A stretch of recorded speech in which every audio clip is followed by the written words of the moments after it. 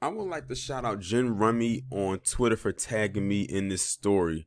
They also tagged Nicole's view on here, and I wonder if she's going to talk about it as well, because I would like to get her take on this too. And as you can see right here, it says inmate brutally punches Asian American custody assistant, could face hate crime charges. I want y'all to understand what's going on right now. Ever since the Asian American community got that bill passed back in March, notice that there's been a sudden rise in anti-Asian American hate crimes. Like, they literally happen like every week now, and they usually try to pin it on certain people. Now, we can clearly see who, that the woman right here is, she's getting hit and she's being knocked to the ground by this inmate. And I swear, if this article did not already tell you who this person was or what their name was, you would swear up and down it was probably a black person that did it, because they keep trying to pin it on us. But they'll run with the narrative. They said, well, the person isn't black, but they're dark enough to fit the description. But it's leading into a bigger point that I'm making. But I'm gonna go ahead and read the article and give you my point. The incident, which was caught on a security camera, occurred at the Inmate Reception Center on May 5th at 10:45 a.m. and happened in Los Angeles. Investigators say detainee Arnolfo Meza, age 29, attacked the female employee, age 54, because she is Asian. Now, my thing is this: how do we know that was the reason this person attacked her? Do you know how many inmates attack personnel who work at prisons every single day? But it's not until now that an Asian person gets attacked that they want to deem it a hate crime immediately. Like, they do it immediately without getting the full story. Now, I just recently did a story about the two black boys playing basketball against the one Asian boy, and then all of a sudden it led to them saying that it was a hate crime against the Asian boy. And I'm like, how do you have all this proof? And the thing is, like some people were pointing out in the video that I did in the comment section, they said the only one that's really making noise about it is that Asian boy's mother, not the other parents, not his teammates, not the refs, the coaches, none of them, just only her, which does not give her enough credibility, because she doesn't really have anyone backing up her story, which makes it seem like she's embellishing the whole thing to try to get some kind of sympathy. But I played the video for you, and her child really brought it on himself. But because they have that bill that's in place now to protect them, now you can't even breathe in their direction. You can't even look at them the wrong way, or what they would deem to be the wrong way, because if they see that as threatening, they'll say, hate crime. Because remember, I did a video of what they did as a rundown of what would be deemed as a hate crime against them. And I think looking at them or something like that, it was some weird shit. If you even looked at them and what they would deem to be threatening would be considered a hate crime. How does looking at someone is deemed a hate crime? That's crazy. That wouldn't even work for us. Well, then again, they always got to do and conduct a study to see what would be deemed as a hate crime against us. So there's that. But let me go ahead and continue this. Mesa's left hand was unsecured from his waist chain after he asked to use the restroom. In a video of the incident, the custody assistant is seen handing Mesa toilet paper before he punches her 3 times. The woman falls to the floor and Mesa punches her 2 more times. Mesa then returns to his gurney while the custody assistant gets back to her feet and calls for help. The video ends with other deputies restraining Mesa, who was transported to a high security area of the jail after the attack. Now, here's the thing. That could have happened to anybody. It didn't matter to him at that moment that she was Asian. It's just that she happened to be Asian. That doesn't mean he attacked her because she was Asian. He would have attacked her if she was white, black, Native American, Hispanic, any other ethnic group other than Asian. That has nothing to do with it. And I was waiting to see, and I hope I'm not speaking prematurely, to see if they're putting something in here to allude that this was a hate crime, such as calling her a slur. But right now, I don't see it. But let me continue reading on to see if they'll say that. They said he is expected to face assault and hate crime charges for his actions, the Los Angeles County Sheriff's Department said.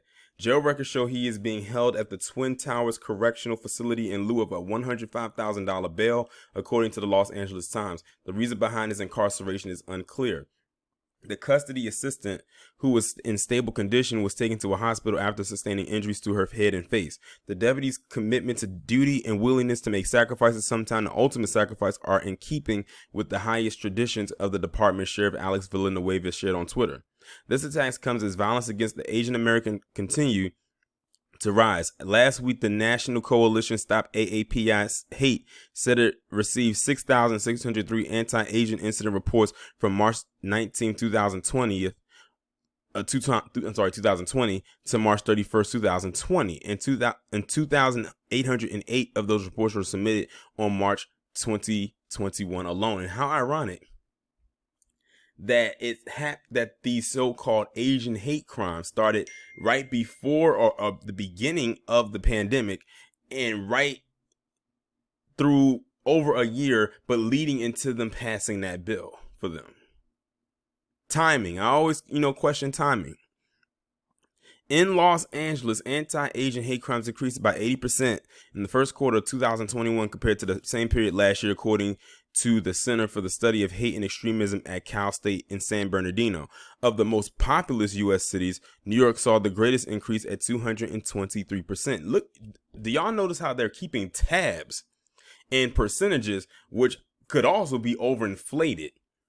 Now, had that been us, first off, they will probably not keep that much tabs on the hate crimes that's happening against us. They'll always question whether it was a hate crime or not, because look at all the articles that I've done and talked about over the last few months that hate crimes against black people. They always got to question if it was a hate crime or not. They always got to question it. But this guy right here, who's an inmate, he punches a custody assistant in the face 3 times. Now, nowhere am I condoning that he did that. Like, no one can accuse me of saying I'm glad that he did that. I'm not condoning that.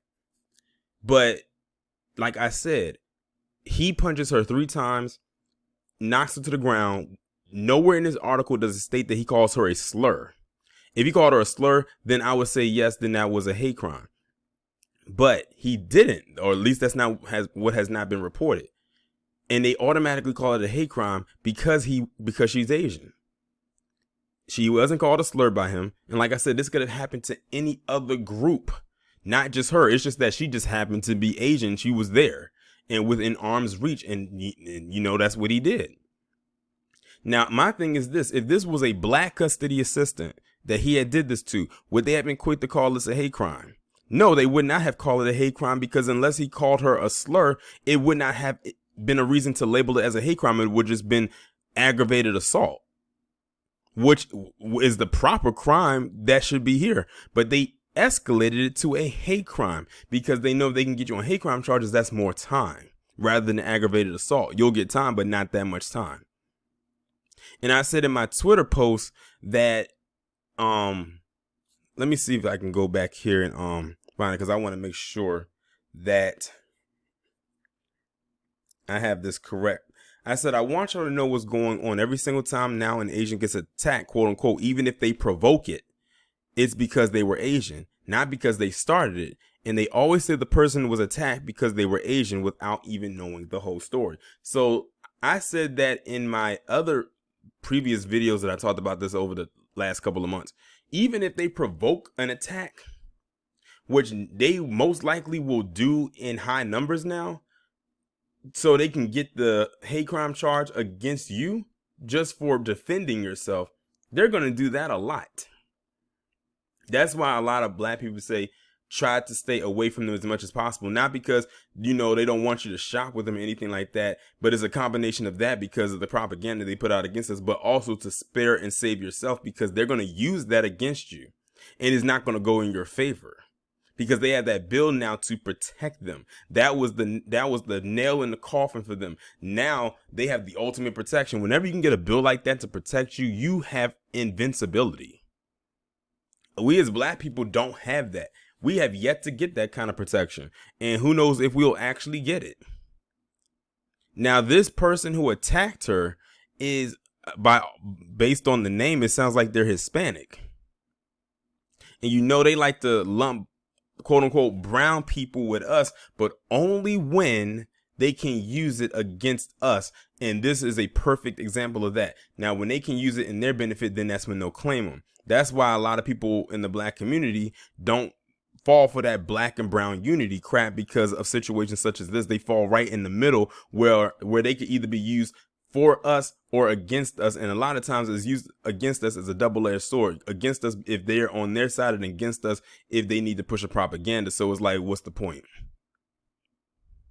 But yeah, I see exactly what's going on here, and I'm sure many of you who are listening to this video right now see what's coming, like see what's happening.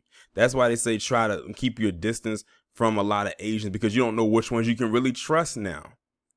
And you know, a lot of them have shown their ass over the last few years. I still can't get that imagery out of my mind when they came out and supported Peter Liang after he murdered Akai Gurley. He was this close to going to jail, and they came out and they spooked that prosecutor, whoever he was. He died a couple months later, thinking he was going to get up for re-election, but he ended up having, I think, cancer or something. He died.